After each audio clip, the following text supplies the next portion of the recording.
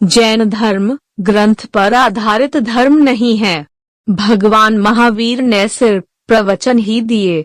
उन्होंने कोई ग्रंथ की रचना नहीं की, लेकिन बाद में उनके गंधर्वों ने यानी प्रमुख शिष्यों ने उनके अमृत वचन और प्रवचनों का संग्रह कर लिया। यह संग्रह मूलतः प्राकृत भाषा में है, विशेष रूप से मागधी में। भगवान महावीर से पूर्व के जैन धार्मिक साहित्य को महावीर के शिष्य गौतम ने संकलित किया था, जिसे पूर्व माना जाता है। इस तरह 14 पूर्वों का उल्लेख मिलता है।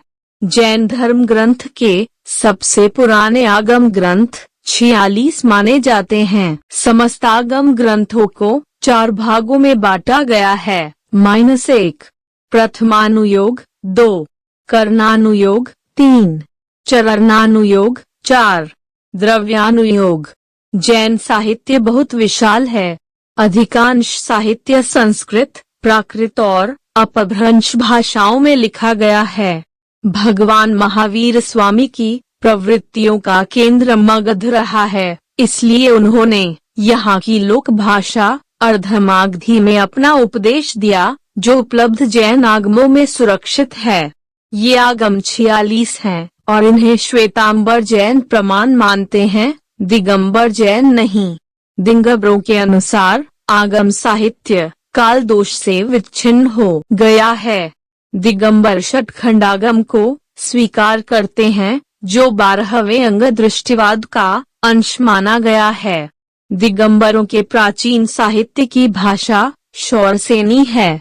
आगे चलकर अपभ्रंश तथा अपभ्रंश की उत्तरकालीन लोक भाषाओं में जैन पंडितों ने अपनी रचनाएं लिखकर भाषा साहित्य को समृद्ध बनाया। आदिकालीन साहित्य में जैन साहित्य के ग्रंथ सर्वाधिक संख्या में और सबसे प्रामाणिक रूप में मिलते हैं। जैन रचनाकारों ने पुराण काव्य, चरित काव्य, कथा काव्य, रास काव्य आदि विविध प्रकार के ग्रंथ रचे। स्वयंभू, पुष्पदंत, आचार्य हेमचंद्र जी, सोमप्रभ सूरी जी आदि मुख्य जैन कवि हैं। इन्होंने हिंदुओं में प्रचलित लोक कथाओं को भी अपनी रचनाओं का विषय बनाया और परंपरा से अलग उसकी परिणति अपने मतानुसार दिखाई।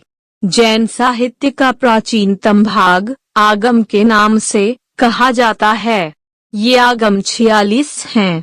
आगम ग्रंथ काफी प्राचीन है तथा जो स्थान वैदिक साहित्य क्षेत्र में वेद का और बौद्ध साहित्य में त्रिपिटक का है, वही स्थान जैन साहित्य में आगमों का है।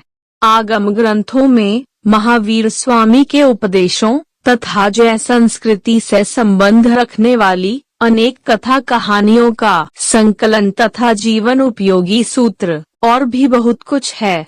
जैन परंपरा के अनुसार महावीर स्वामी के निर्वाण के 160 वर्ष पश्चात मगध देशों में बहुत भारी दुष्काल पड़ा, जिसके फलस्वरूप जैन साधुओं को अन्यत्र विहार करना पड़ा। दुष्काल समाप्त हो जाने पर श्रमण पाटलिपुत्र वर्तमान पटना में एकत्रित हुए और यहाँ खंड खंड करके 11 अंगों का संकलन किया गया। 12वां अंग किसी को स्मरण नहीं था, इसलिए उसका संकलन न किया जा सका। इस सम्मेलन को पाटलिपुत्र वाचना के नाम से जाना जाता है।